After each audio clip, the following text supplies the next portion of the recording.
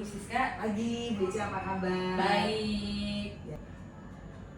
Selamat pagi semuanya. Saya Francisca Sriwartiningsih, CGP Angkatan 10, Kabupaten Karawang. Kesempatan kali ini saya akan melakukan wawancara dengan Kepala Sekolah tempat saya bertugas, yaitu SMP Ignatius Slamet Riyadi.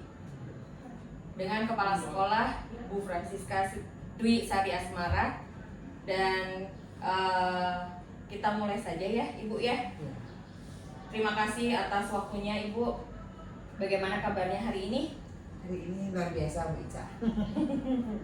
Hari ini saya dapat tugas wawancara Ibu terkait dengan pengambilan keputusan di instansi sekolah SMP kita. Ada beberapa pertanyaan yang akan saya ajukan dan Ibu menjawabnya. Kalau mungkin tidak berkenan, dipersilahkan saja untuk tidak menjawab. Kita mulai ya Ibu ya dengan pertanyaan pertama. Selama ini bagaimana Ibu dapat mengidentifikasi kasus-kasus yang merupakan dilema etika atau bujukan moral? Ya, kalau menjadi kepala sekolah itu atau menjadi pimpinan sekolah itu pasti akan banyak setiap hari, bahkan yang Bu Ica ya, dari cerita sekolah kita tuh dari pagi setengah 8 sampai jam 4 itu akan banyak persoalan-persoalan yang muncul dan itu harus segera diambil keputusannya gitu ya, banyak masalah. Nah, bicara terkait sama tadi Bu Ica menyinggung dilema etika dan bujukan moral ya. Ini adalah dua hal situasi yang berbeda menurut saya di dalam mengambil keputusan gitu. Kalau kita ngomong soal dilema etika, artinya kita dihadapkan kepada sebuah situasi yang sebenarnya dua-duanya kalau kita lihat benar gitu ya, dua-duanya itu benar, tapi kadang-kadang itu bertentangan pada saat kita harus mengambil keputusan. Nah, di sisi yang lain, kalau yang dimaksud dengan bujukan moral, artinya situasinya berbeda lagi, bahwa di mana situasi itu kita dituntut untuk mengambil sebuah keputusan dan keputusan itu kita dihadapkan yang benar atau salah ketika kita mengambil keputusan. Nah, yang membedakan adalah kalau bujukan moral artinya ada regulasi atau aturan yang berlaku. Nah, kembali dalam kenyataannya di dalam sekolah, dua hal ini emang terjadi beriringan, kadang-kadang bersamaan gitu Bu Ica. Tapi saya selalu melihat masalah-masalah yang terjadi itu kita pilah-pilah gitu. Misalkan ada satu persoalan, oh ini saya berhadapannya dengan ada aturannya, misalkan aturan yayasan, misalkan guru terlambat gitu ya, sudah berkali-kali terlambat, sudah ditegur, belum ada perbaikan, ya akhirnya pada saat harus mengambil keputusan terhadap guru tersebut, maka ini akhirnya saya harus mengambilnya melihat kepada apa yang menjadi aturan yayasan. Oh, kita lihat aturan yayasannya, aturannya berbunyi apa, maka itu yang akan saya sampaikan kepada si guru tersebut. Sehingga kalau yang berbasis peraturan itu lebih mudah gitu Bu Ica. Tapi memang yang lebih sulit saya ambil keputusan itu adalah yang kaitannya dengan dilema etika. Oke. Kalau untuk pengambilan keputusannya sendiri Ibu, kan di situ ada dua kepentingan ya, yang sama-sama ada yang benar, ada yang nilai kebajikannya itu muncul gitu ya. Bagaimana Ibu mengambil keputusan dalam kasus tersebut gitu? Oke. Kalau mengambil keputusannya ya, kalau dalam kondisi seperti itu kita harus melihat apa ya, paradigmanya gitu ya, paradigma atau cara berpikirnya, bahwa dalam situasi tersebut kita harus melihat dulu ini menyangkutnya siapa, apakah hanya individu itu, si guru ini saja atau orang tersebut, atau nanti menyangkutnya dengan kepentingan orang banyak. Itu satu. Kemudian yang kedua, ini saya harus menegakkan berdasarkan rasa keadilan yang harus kita tegakkan atau berdasarkan rasa belas kasihan gitu ya, sebagai sesama guru, sesama pendidik, nah atau sebagai sama manusia itu. Lalu yang ketiga, kita harus juga melihat nilai kebenarannya atau kesetiaan, dan yang terakhir itu kita melihat juga ini dampaknya nanti hanya untuk jangka pendek ini atau nanti untuk jangka panjang, karena itu keputusannya yang akan diambil sangat menentukan dari 4 paradigma itu bijak. Kalau misalkan keputusannya itu nanti ini sangat penting untuk nanti jangka panjang atau periode waktu yang cukup lama, ya kita harus berpikirnya tidak bisa secepatnya mengambil keputusan. Kita harus melihat dulu, menelaah masalah tersebut, bahkan perlu menginvestigasi, kemudian berdiskusi dengan elemen-elemen terkait gitu. Kalau itu jangka panjang. Tapi kalau itu misalkan sesuatu yang sifatnya urgent atau penting dan jangka pendek, nah biasanya saya hanya berdasarkan ini, kita melihat persoalannya seperti apa, kemudian cepat aja diambil keputusannya gitu. Oh, oke. Itu lebih ke langkah-langkah berarti Iya. Bu ya. Terus hal-hal apa saja nih Bu yang selama ini Ibu anggap efektif gitu ya dalam pengambilan keputusan pada kasus-kasus dilema etika di sekolah kita? Ya, selama saya menjadi kepala sekolah ini tahun ke-6 ya Bu Ca.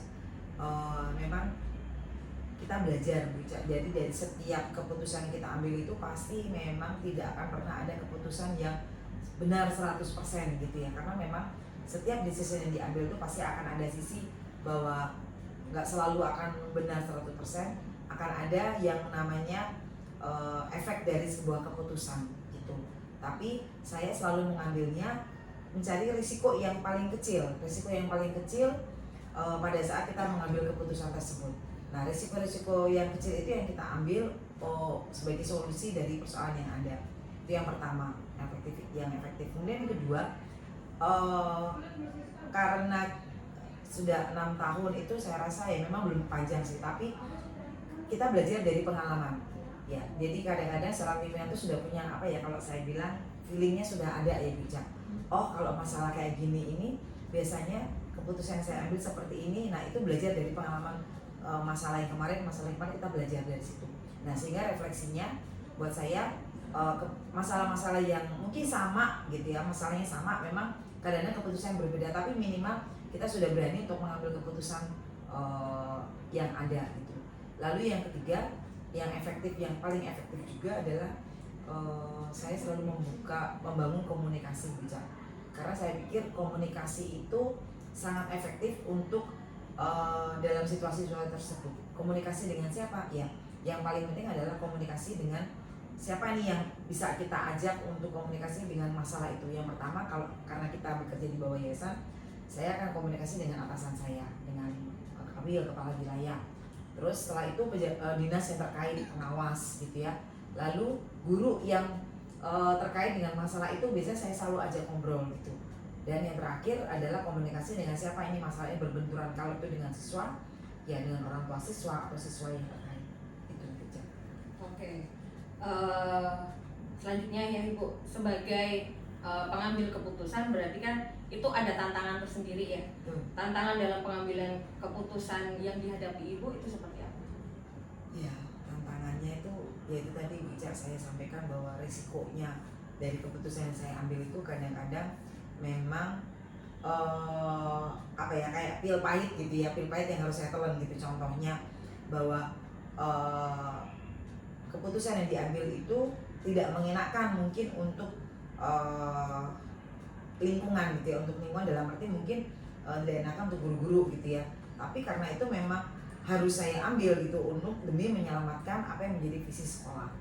Kemudian tantangan yang lain juga kadang-kadang sebuah keputusan itu tidak serta-merta bisa langsung diterima oleh banyak orang gitu ya. Kalau ini keputusan yang katanya sama Bapak Ibu guru, di antara 17 orang guru atau 15 orang guru, dengan apa yang saya putuskan belum tentu mereka bisa semuanya langsung oke gitu. Kadang-kadang mungkin di depan ya melihat ya gitu, tapi nggak tahu di belakang pasti akan ada kasus gimana sih gini, atau keputusan yayasan gitu ya yang menetapkan terkait dengan dari regulasi keuangan, regulasi tata tertib tentang jam kerja yang diatur. Nah, itu pasti akan menimbulkan pro dan kontra. Nah, pro dan kontra ini yang menurut saya juga menjadi tantangan yang tersendiri bagaimana saya menyikapinya, karena itu pasti ada. Nah, kemudian tantangan yang lain adalah tidak sedikit juga gitu, kadang-kadang ya kita siap untuk menjadi orang yang tidak disukai dengan keputusan yang kita ambil, dan itu memang resiko ya. Jadi seorang pimpinan ya itu langkah yang bisa kita lakukan karena kita pasti tidak bisa memuaskan banyak pihak dengan sebuah keputusan. Tapi yang bisa kita lakukan adalah bagaimana kita bisa merangkul, memberi pemahaman dengan bawahan, memberi pemahaman kepada orang tua siswa bahwa keputusan yang diambil itu memang pada akhirnya mungkin tidak enak saat ini, tapi demi kebaikan bersama, demi jalannya sebuah lembaga pendidikan ya harus kita lakukan. Oke. Sama halnya dengan guru penggerak ya Bu ya. Guru penggerak kan harus merubah nih nantinya. Ya, membuat perubahan yang bisa Iya. ya. Jadinya pasti akan ada tantangan Betul. seperti itu juga. Ya, dan perubahan itu kan kadang-kadang orang yang udah mager, yang udah berada di zona nyaman. Iya betul. Ngapain sih macam-macam gini aja udah jalan. Nah, Iya. itu Bu Ica. Sama Bu Ica. Kita pun juga mengalami hal seperti karena kita mau menjalankan ya roda sekolah ini ke depan gitu ya, dan untuk ke depan tuh pasti kan akan dinamika perubahan-perubahan yang akan kita hadapi banyak sekali, dan itu tugas kita untuk bagaimana menggerakkan semua stakeholder yang terkait ini untuk bersama bergerak. Oke. Terus apakah ada jadwal gitu Bu? Jadwal tertentu gitu ya dalam sebuah penyelesaian kasus dilema etika? Apakah Ibu contohnya ada kasus nih, terus langsung menyelesaikan di tempat atau memiliki sebuah jadwal untuk menyelesaikannya? Terus bentuk prosedurnya itu seperti apa nih Bu yang sudah dilakukan? Ya. Oke. Biasanya kalau untuk masalah-masalah yang big problem gitu ya, masalah besar itu bisa itu saya tidak langsung membuat sebuah keputusan, karena ya itu tadi, karena masalah itu kadang-kadang kalau kita lagi punya masalah itu orang bilang katanya kalau kita lagi punya banyak pikiran jangan mengambil keputusan di saat itu gitu ya. Makanya itu biasanya saya endapkan dulu persoalan yang ada dengan pikiran yang jernih, jadi saya butuh waktu untuk bisa memilah-milah, oh ini masalah ini apa dulu yang saya lakukan. Biasanya saya bikin timeline Bu Ica, saya bikin timeline, oh saya berarti hari ini saya harus komunikasikan dulu dengan instansi yang terkait atau dengan yayasan atau dengan Kemenes. Setelah itu, setelah saya sudah berkoordinasi dengan atasan saya, dengan pengawas atau dengan Kawil, kemudian saya lakukan langkah-langkah, oh strateginya saya harus ngobrol dengan, saya panggil guru yang terkait. Setelah panggil dengan guru terkait, kemudian saya akan jadwalkan untuk ketemu dengan orang tua gitu. Dan itu tidak bisa dalam waktu sehari Ica. Jadi memang harus membuat tahapan-tahapan atau schedule dengan baik. Kemudian setelah itu kemudian kita evaluasi, oh dari situ kan kita dapat data ya Bu, kita dapat data, sehingga dari data-data yang ada, hasil ngobrol dengan hasil koordinasi tersebut, kita akan semakin kuat datanya, sehingga pada saat kita mengambil keputusan minimal kita sudah berbasis data. Nah kalau sudah berbasis data itu resiko untuk mengurangi resiko dari sebuah keputusan yang salah itu bisa kita minimalisir. Oke. Terus adakah seseorang atau faktor-faktor yang lain gitu ya yang selama ini bisa mempermudah atau membantu Ibu dalam pengambilan keputusan dalam kasus-kasus dilema etika? Ya, saya sangat dimudahkan gitu ya, saya sangat dimudahkan dengan yayasan, dalam hal ini kepala wilayah. Sosok kepala wilayah Pak Pri itu orangnya sangat quick respon ya Bu, dia sangat cepat untuk merespon keluhan-keluhan atau persoalan-persoalan yang saya punya gitu ya. Demikian juga pengawas gitu ya, kalau pengawas itu Pak Tatang dalam hal ini juga beliau sangat mensupport, kalau Pak kami ada persoalan begini, langkah yang harus saya ambil apa gitu ya. Itu saya sangat didukung dengan sosok atasan saya yang cepat mengambil merespon dengan cepat gitu. Lalu yang kedua, saya juga bersyukur karena saya punya guru-guru, punya anak buah juga yang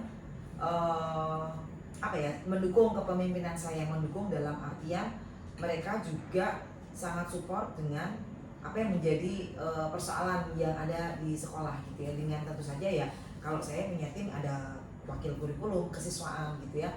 Jadi mereka sudah mempunyai data atau mempunyai hal-hal yang bisa membantu saya untuk mengambil keputusan. Jadi kaitannya misalkan kurikulum gitu ya, Pak saya butuh ini, tapi saya datanya ini. Nah makanya Pak Agung itu biasanya langsung cepat Bu, pertimbangannya seperti ini kalau dari sisi kurikulum. Nanti kalau dari sisi kesiswaan Bu Elis biasanya punya pandangan, Bu ini bisa yang mungkin jejaring ya, dia punya jejaring yang luas. Nah itu bisa kita manfaatkan untuk membantu kita mengatasi masalah-masalah. Misalkan contohnya gitu ya, contohnya kalau yang kemarin terkait dengan anak-anak yang mulai coba-coba merokok atau nge-vape gitu ya. Nah itu kan kalau kita hanya menasihati anak-anak nggak akan mempan, maka kita bisa memberdayakan sumber-sumber daya yang ada di sekolah. Kita kerjasama dengan rumah sakit atau dengan kepolisian untuk bisa mengedukasi anak-anak. Nah hal kayak itu tuh Bu yang cukup sangat membantu saya di dalam mengambil keputusan.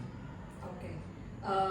Dalam pengambilan keputusan dilema etika itu kan tadi banyak langkahnya ya Bu ya. Iya. Terus apa nih yang bisa Ibu pengalaman yang paling berkesan gitu Bu dalam pengambilan keputusan dilema etika?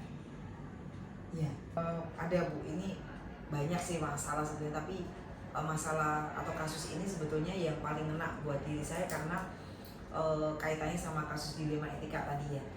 Kejadiannya memang sudah ya sekitar 3 atau 4 tahun yang lalu terhadap siswa di sini, dan kebetulan itu anak kelas 7 yang masih baru masuk karena Juli, kejadiannya di bulan Agustus gitu. Saya ingat persis kejadian itu, sehingga dan anak ini sebetulnya adalah memang anak yang punya kebutuhan khusus ya. Ya dia tidak seperti anak-anak normal lainnya, punya kebutuhan khusus, sehingga memang dari sisi perilaku, dari sisi sikapnya itu memang agak berbeda dengan teman-teman yang lain. Nah pada saat dia di kelas 7 ini kan dia bergabung ya bicara dengan siswa-siswa dari sekolah-sekolah lain yang notabene-nya nggak tahu karakter anak ini seperti apa. Nah sehingga sometimes ada kejadian yang membuat si anak yang lain tuh merasa dia diperlakukan dengan tidak sopan oleh si anak yang berkebutuhan khusus ini, sampai masalah ini membesar. Kenapa membesar? Karena sudah nyampe ke orang tuanya. Si orang tua yang anak yang merasa dirinya diperlakukan tidak sopan itu, sampai orang tuanya marah-marah, mengintimidasi saya, mengintimidasi sekolah, guru-guru juga sama dengan gayanya yang seperti seperti soal pejabat lah gitu ya, dengan cara-cara yang kurang edukatif sih menurut saya. Itu sampai akhirnya mengancam sekolah, kalau sekolah tidak bisa menyelesaikan masalah ini akan saya bawa ke A, ke B, ke C gitu ya. Nah disitulah persoalan itu muncul gitu Bu Ica, karena dia menuntut supaya anak itu dikeluarkan. Nah kan kita sebagai pendidik nggak bisa serta-merta mengeluarkan anak itu gitu. Nah sementara kita terus dirongrong oleh orang tua ini untuk meminta sekolah mengeluarkan anak itu, sampai akhirnya ya si orang tua anak itu, anak yang berkebutuhan khusus, akhirnya memilih untuk ya sudah Bu, saya lebih baik mungkin mundur daripada nanti bapak ibu guru tidak nyaman di sekolah dan proses pembelajaran di sekolah juga tidak nyaman buat anak-anak yang lain gitu. Dan itu yang pada saat itu tuh saya memang dihadapkan pada satu pilihan yang sangat sulit buat saya gitu Bu Ica. Dan saya beruntungnya bahwa saya didukung waktu itu oleh pastor paroki gitu ya, oleh rekan-rekan kepala sekolah lain, oleh bapak ibu guru, kemudian juga oleh orang tua TPS, tim pemerhati sekolah atau orang tua yang lain, mengatakan bahwa keputusan saya untuk tidak perlu gentar, tidak perlu takut dengan ancaman orang tua, dan tetap mempertahankan anak itu gitu ya, tadi awalnya itu sudah keputusan yang tepat gitu, meskipun pada akhirnya si anak itu memilih untuk mundur sih ya gitu Bu Ica. Itu yang sangat kena buat saya. Oke. Berarti pengambilan keputusannya disupport oleh banyak pihak ya Bu ya. Betul. Dan orang tua juga ternyata ya kalau itu yang terbaik ternyata menerima gitu, menerima keadaan gitu ya. Iya. Dan keputusan untuk memindahkan. Tapi adakah support dari Bu Siska untuk anak yang tadi memang sudah mengundurkan diri tadi? Iya, kebetulan saya sampai sekarang masih tetap kontak ya Bu dengan mamanya, dengan papanya, dengan anaknya juga gitu ya. Kebetulan waktu dia mengundurkan diri pun saya memberikan referensi beberapa sekolah yang bisa dituju oleh dia gitu untuk memenuhi kebutuhan si anak ini, dan puji Tuhan anak itu ternyata masih selalu kontak, komunikasi, dan orang tuanya mengatakan bahwa Bu, sekarang anaknya sudah berkembang, sudah terapi juga dan sebagainya. Jadi perkembangannya cukup positif gitu ya. Artinya itu menenangkan dan membuat saya merasa lega gitu. Artinya bahwa keputusan yang diambil orang tua bersama dengan sekolah itu tidak salah gitu ya. Dan ternyata mungkin dia memang lebih berkembang di luar gitu ya. Dibandingkan mungkin kalau masih ada di sini, mungkin dia masih akan masih akan dirongrong oleh ya itu tadi kondisi-kondisi yang mungkin buat dia nggak nyaman juga gitu. Iya. Pastinya pengambilan keputusan itu tidak merugikan salah satunya. Iya, iya betul. Harus adil dan bijaksana. Oke, itu aja mungkin Ibu yang bisa saya tanyakan untuk hari ini. Dan terima kasih atas waktunya, atas kesempatannya, dan membuka wawasan saya dalam pengambilan keputusan untuk dilema kasus ini. Oke, terima kasih Bu Siska. Sama-sama, Bu Ica. Selamat pagi.